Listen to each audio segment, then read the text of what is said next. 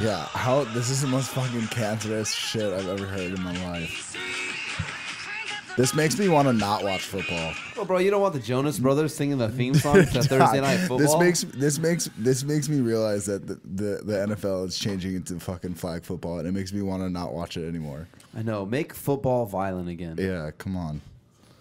It's Thursday night and we're going to football, and we're gonna score the points on the other side. Oh my God, here comes the ball. Don't forget to put your hands out and catch it.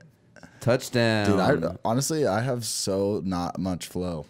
All right. Well, it's been a minute since we've been here, guys. Welcome back to the Average Bros Fantasy Podcast. It's your boy T over here. This is boy Anthony. I didn't even know we were on. He's over here sending texts to girls. Doesn't know we're recording stuff. Trying to get it in on Thursday night. Touchdown. I'm freaking hiding my mind from these markers. Okay, what are we doing today, All right, well, let's boys? just jump into the most important thing. Le'Veon fucking Bell. Hey, look at that guy. But still is on. What's going on with Le'Veon Bell? Mike, you're a Steelers fan. What's going on with your boy? Dude, I support. I don't know what the fuck is going on with that mic, but anyways, Le'Veon Bell. I support him with the whole thing. He's holding out. He's trying to make his money. I get it. But if you drafted him in fantasy, sorry guy, he kind of fucked you. He might be out 10 weeks possibly. He could come back in a couple weeks. It's kind of speculation whether or not. I think at this point, if he's going to miss week 1, I don't understand what the point. Unless they like, I don't think he's coming back in a couple weeks. What do you guys think? I think he's going to be out for a while.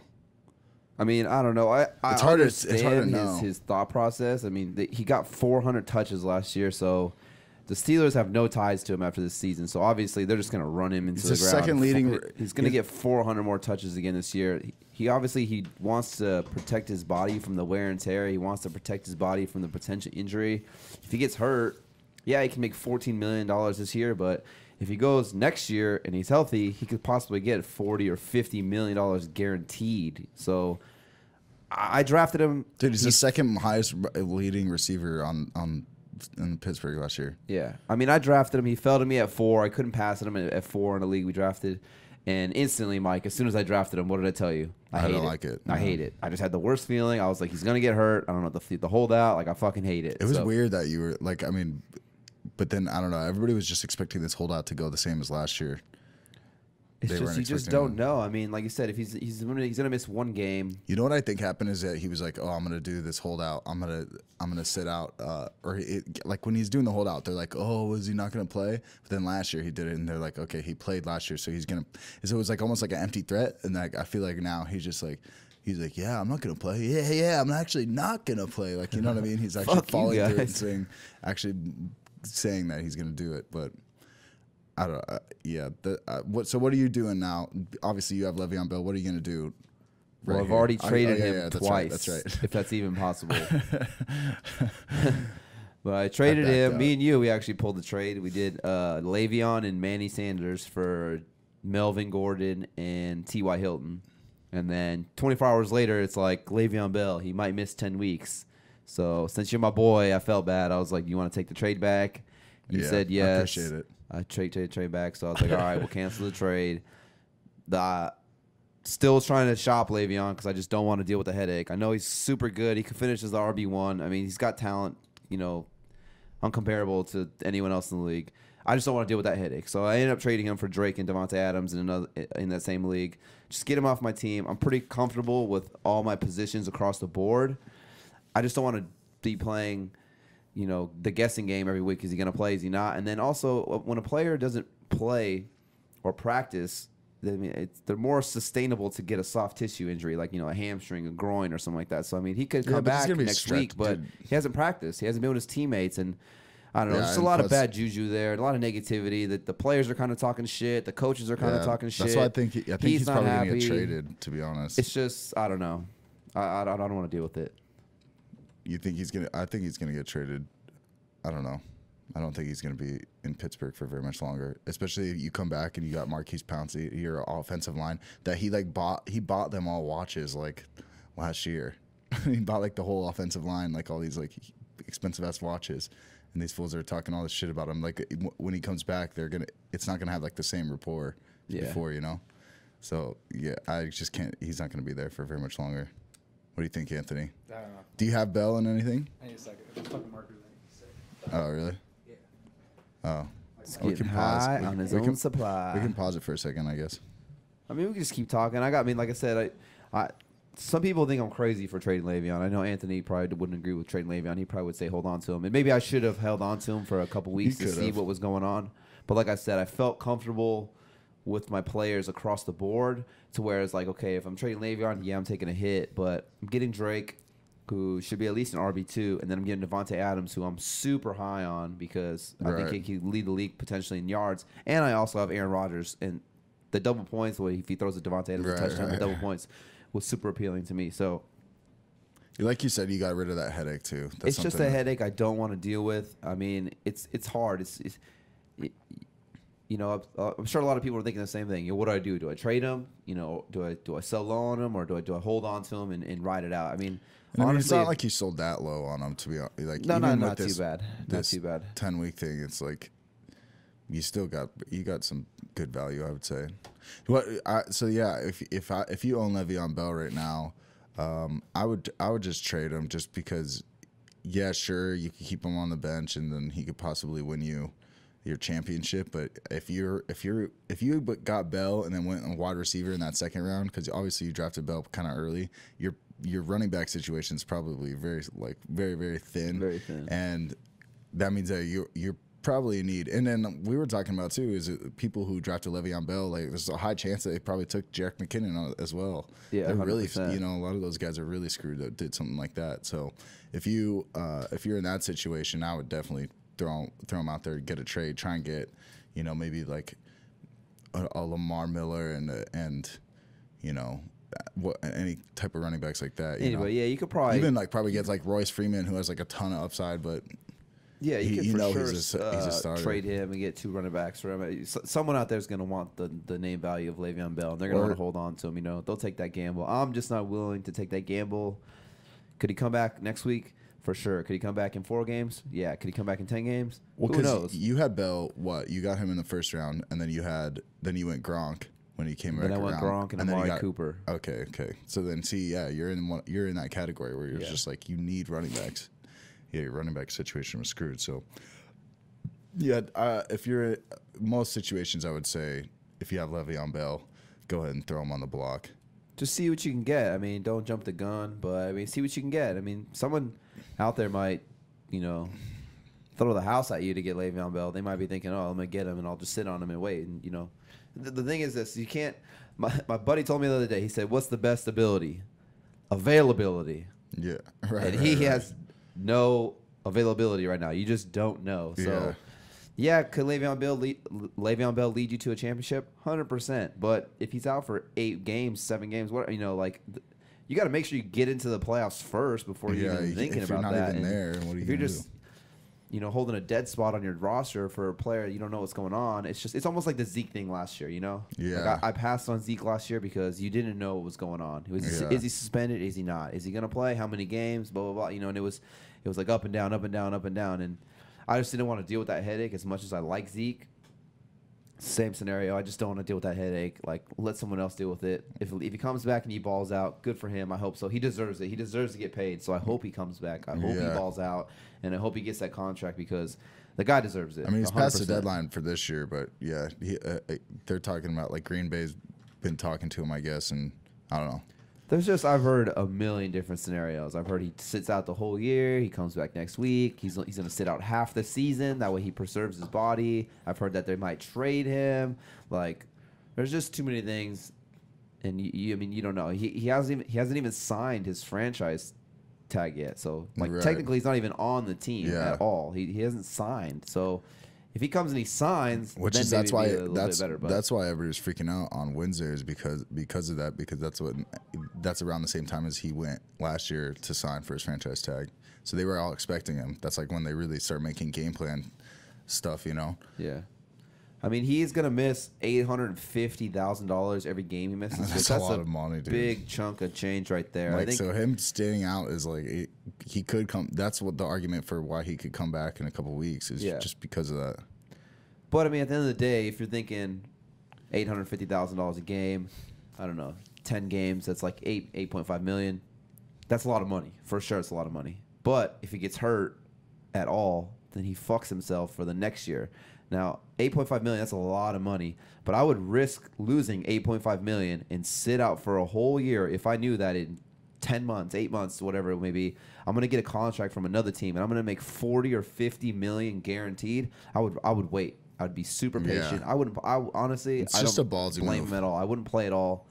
I would sit out and I would wait until I get my money and then I'd play. People are gonna hate me, but at the end of the day, it's like it's a business. The NFL teams have no problem, dropping a player like that, or trading a player or whatever. And if he was cutthroat. if he was originally drafted in an earlier round, like the same way that Gurley was, then he would have this paycheck. That's the thing.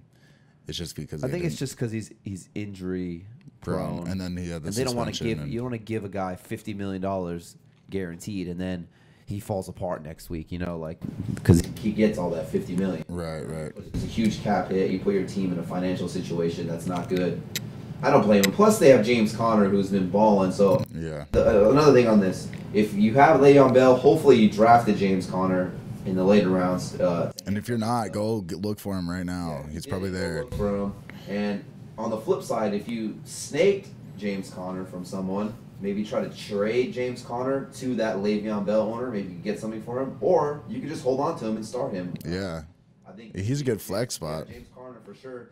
I think he's got Great RB2 flex spot. value this week. Yeah, no, definitely. He's been playing really good in the preseason. So, yeah, if you have James Conner, start him up, dial him up this week. If not, try to look for him, or like I said, try to trade. If you have Le'Veon, try to trade for him maybe to back him up as your handcuff, or you could actually trade him away and try to get another piece, for your team. So James Conner, keep an eye on him. Definitely.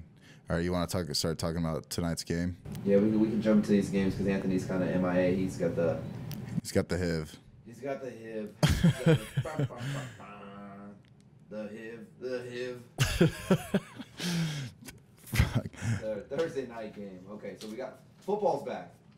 Football's back and we're Needless to throwing say, the my dick is ball. hard. I'm Yeah, just excited. dude, my cock is a cock-a-doodle-doo. We've just been slamming Seattle. Dude, over here, All right, so the Atlanta Falcons versus the Super Bowl champion Philadelphia Eagles. What's the over/under in this game, Mike? 44.5. 44.5, and you know what the point spread is by chance? It's just a pick, so there's no. Pick 'em? Yeah, pick 'em. It's in Philly, right? Yeah. I think it's in Yeah. Philly. In Philadelphia.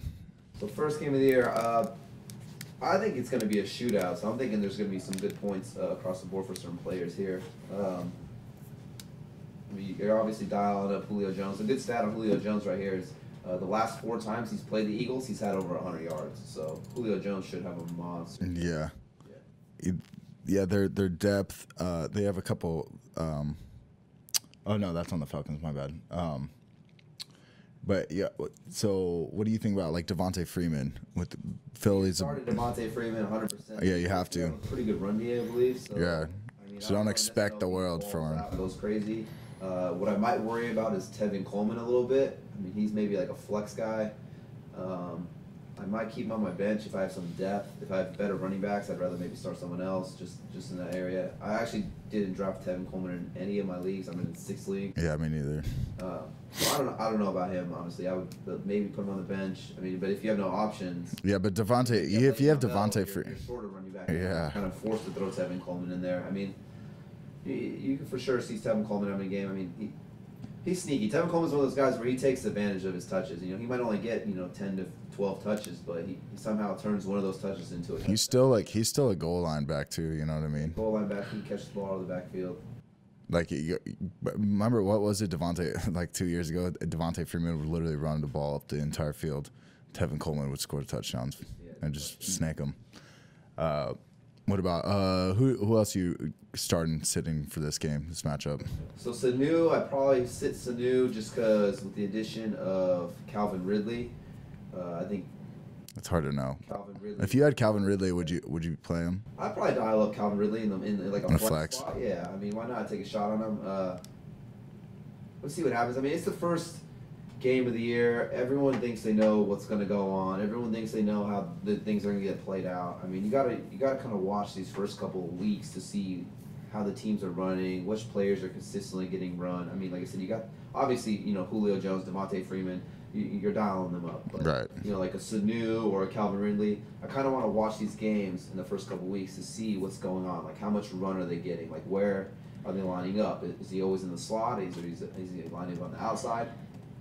So just things I'm keeping an eye on and I'm paying attention to, throughout the game. See, I have Calvin Ridley, and I'm not starting him this week. But I am a little bit like I have some depth in the wide receiver league, but I'm just kind of sitting back and like watching, see what happens. Like you said, taking notes where he lines up, stuff like that.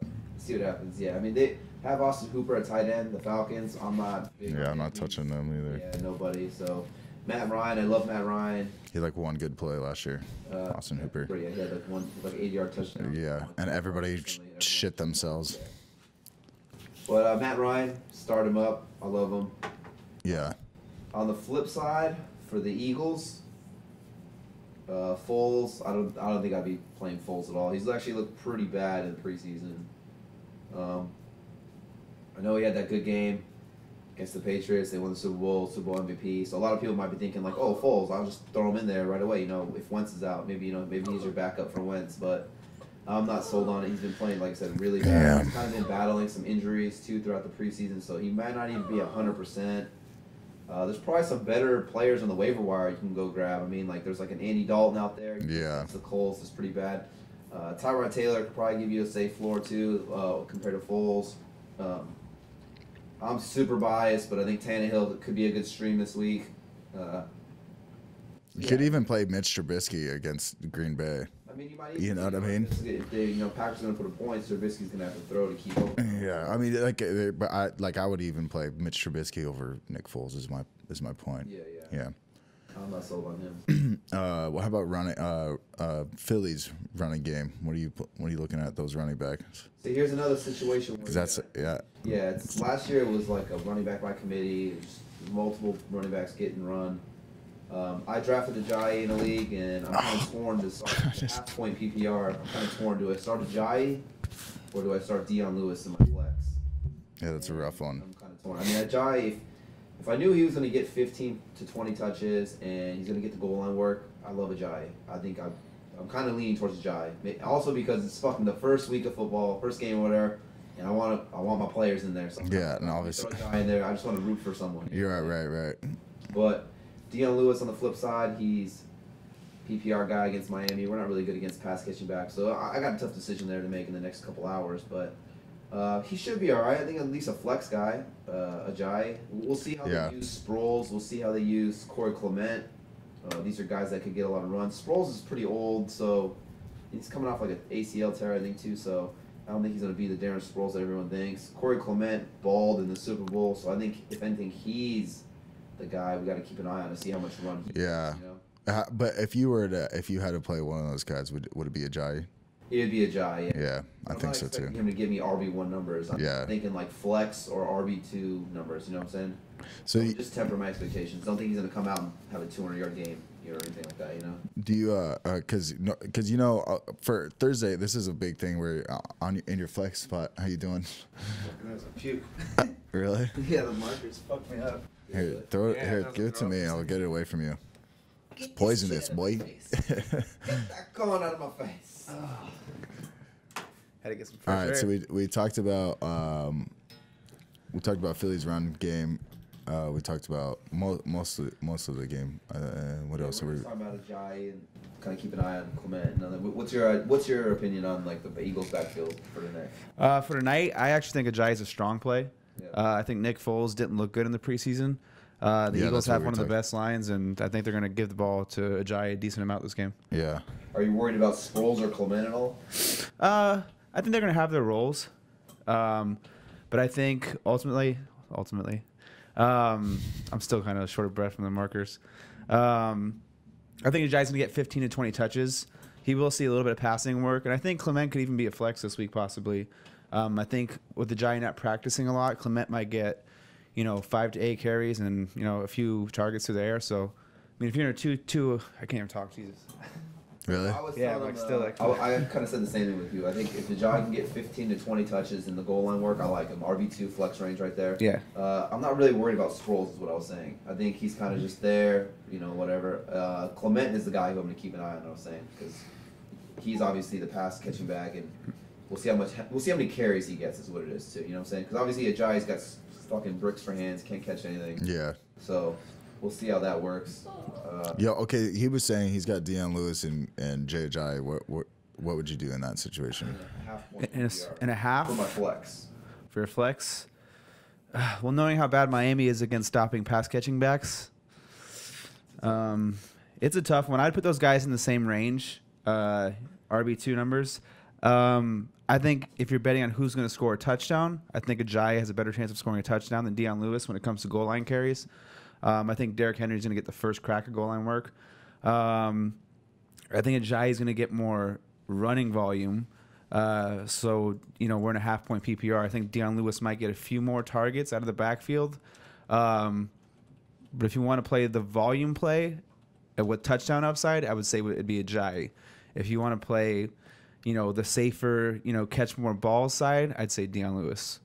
Yeah, that's tough for me. If I was going to rank those running backs, I mean, they'd probably be like, I don't know. Like for example, like RB17 and RB18 for me this week, they'd probably be like neck and neck. Like I wouldn't even know where to start. So I was telling him I'm leaning towards Ajayi just because I'm so excited. Football's finally back. And then first game of the year, I kind of want to root for someone. I'm a Ajayi fan too since he played for Miami. I'm kind of leaning towards Ajayi, especially just because he said he's going to get the goal line work. But then it's tough because Miami, we are bad against pass catching running backs. So we did make some improvements with some players. We did pick up Minka. We drafted a linebacker in Baker. We get McMillan back. So it's yet to see how we are against the pass catching backs. This isn't Philly. It is a home game. So when it's a home game, teams tend to run the ball a little more. I think it's going to be kind of a close game. They have a good defense. I think I would lean with Ajayi just because I think he's going to get more volume in this game. Yeah, you've kind of swayed me to Ajayi's side with the fact that Foles is banged up. We were right. Foles being banged up, and maybe they do lean on Ajayi a little bit more, control the clock, control the game flow, maybe not force Foles to fling it out there consistently. But one of the receivers for Foles is Aguilar because we've got no Alshon Jeffrey. He's out for 2 to 3 games. I think he's still recovering from his shoulder surgery. So a lot of people are asking, well, who's Foles going to throw the ball to? Yeah, you got to Ertz. Dial up Ertz, throw him in there. He's good. Aguilar, I love him. I think he's going to be at least a solid wide receiver too. The volume. We're always talking about volume. He's averaged 7.5 targets in his last 8 games. With no Alshon Jeffrey, that should go up. And then Atlanta actually ranks in the bottom 5 against defending slot receivers for the last 3 years. They've been bottom 5 against slot receivers. See, that's pretty big. Aguilar lines up in the slot, so quick, short passes, especially for PPR. I think Aguilar could have a big game. I know me and you, Anthony, we have him in the league, and we're gonna dial him up, and we're gonna start him this week. Yeah, I think you got to figure Aguilar's a bet for 7 targets at least on the safe side. That's another reason I lean Ajayi. Thinking about it too is there is no Jeffrey. I think this even makes the team with the game script want to run the ball more. As long as Atlanta doesn't get out to a big lead, and like I said, it's at home. They do have a good defense, so I don't see Atlanta coming out and just on the road coming out. And Philly's going to be loud. They just won the Super Bowl. The crowd's going to be there. It's going to be a noisy stadium, that's for sure. Yeah, 100%. Sneaky play for me is rookie tight end Dallas Goedert. Big body. He's just like Ertz. Works the middle of the field. Just saying no Alshon Jeffrey. I think he's a sneaky player right here, maybe. Yeah, that's definitely something if you're kind of in like a deeper league. I mean, yeah, if you're in like a 14-team league or something like that, some teams are 16 teams. Yeah. Or I don't know, maybe you got like. Or if you get a double tight end league. Double tight end. I don't know. There's all kinds of different things, but it's a sneaky name. Keep an eye on Dallas Goedert. I mean, especially like I said, no Alshon. You have Mike Wallace there. He's more of like a field stretcher. I don't know. I mean, watch Mike Wallace in a belt. I mean, it could. They're gonna take 2 or 3. Yeah. They're going to take 2 or 3 shots to Mike Wallace on the outside. So, I mean, if he catches one of them, he could have, 2 for 72 and a touchdown. God, and that could be his line. I mean, there's a chance of that with Wallace. He's still got the speed. He still takes the tops off. So he's still pretty good. He had a lot of good games actually last year with Baltimore. So he's still, he's still got it. So I just wanted to say, reminder, if you have, like, I know you're thinking about putting JJ in your flex, like, just if you have a player in your flex spot right now today, like, say for some reason you have even my buddy sent me his list. I'm like, dude, take Devontae Freeman and put him as your RB2, just so that way you have the option later on. Someone fucking trips and slips and breaks their dick or whatever, you know, on Saturday before Sunday, you can switch it up and possibly put a wide receiver, a second tight end in that flex spot. Just a little reminder to people who don't. Yeah, leave your flex spot open, because if you have your a running back in the flex spot and someone goes down, like Mike said, now you can't start. You're kind of screwed with the running back position. You never know. Your flex is locked up. It's happened to me before. You want to have the flexibility. Oh, the flex, dog. Because it's Thursday night and it's not up time to play the flex spot. God, I'm fucking good. Dude, you're so good at that, bro. I think the NFL's going to call you. Dude, I think you're right. Did you guys touch on Tevin Coleman at all?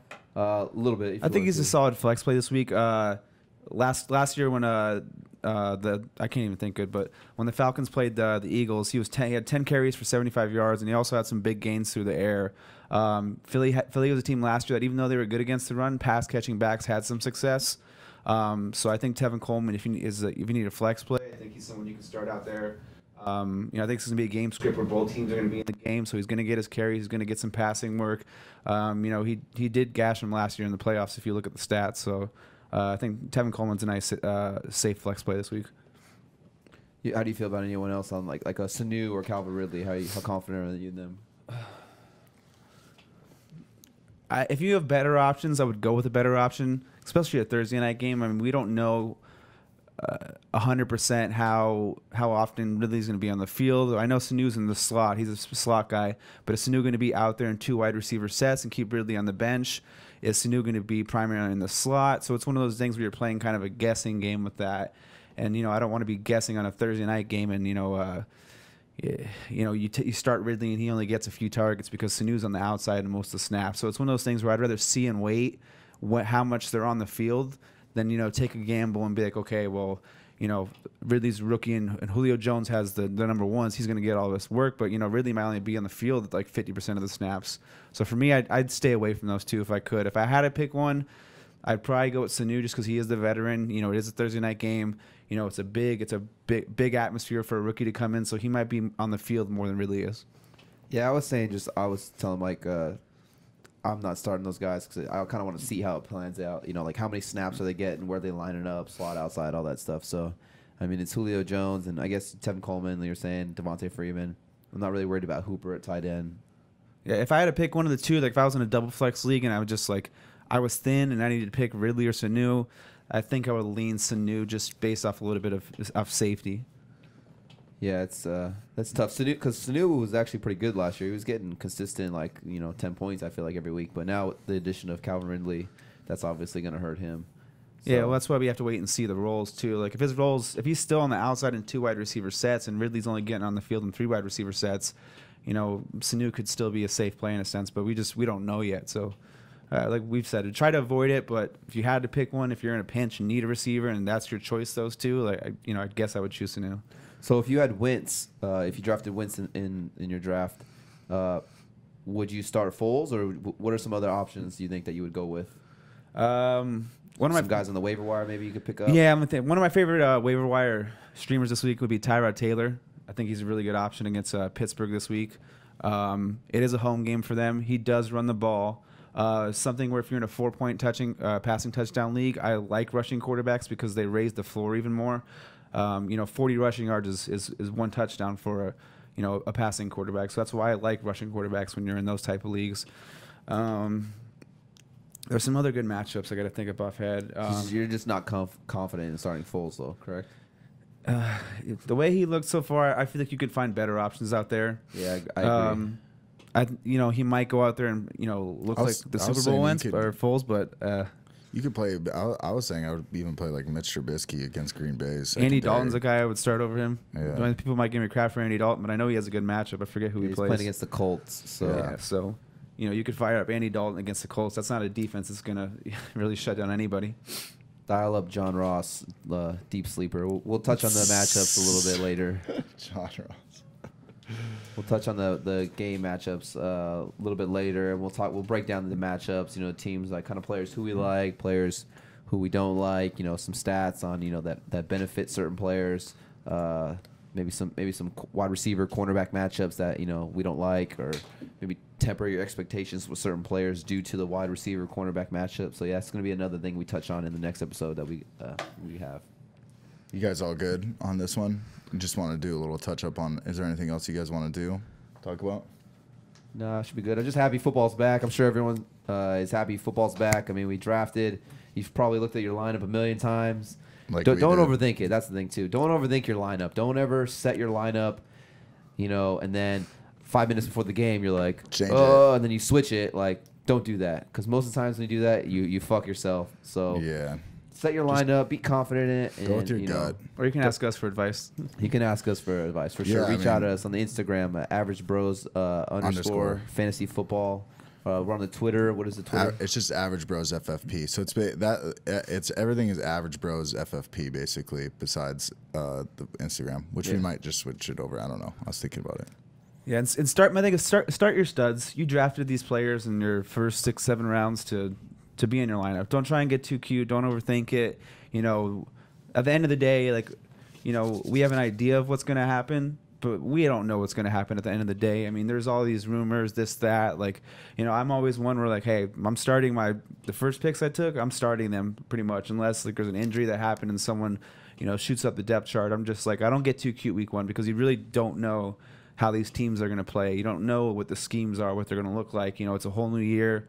It's a whole new, even if it's the same offense, they've made adjustments. So, don't overthink it. Start your studs. Don't be sitting there like, oh, should I bench, someone so-and-so because he has a tough matchup this week. Yeah, it might have been a tough matchup last year, but for all you know, that 5th-ranked passing defense is the 27th-ranked passing defense this year.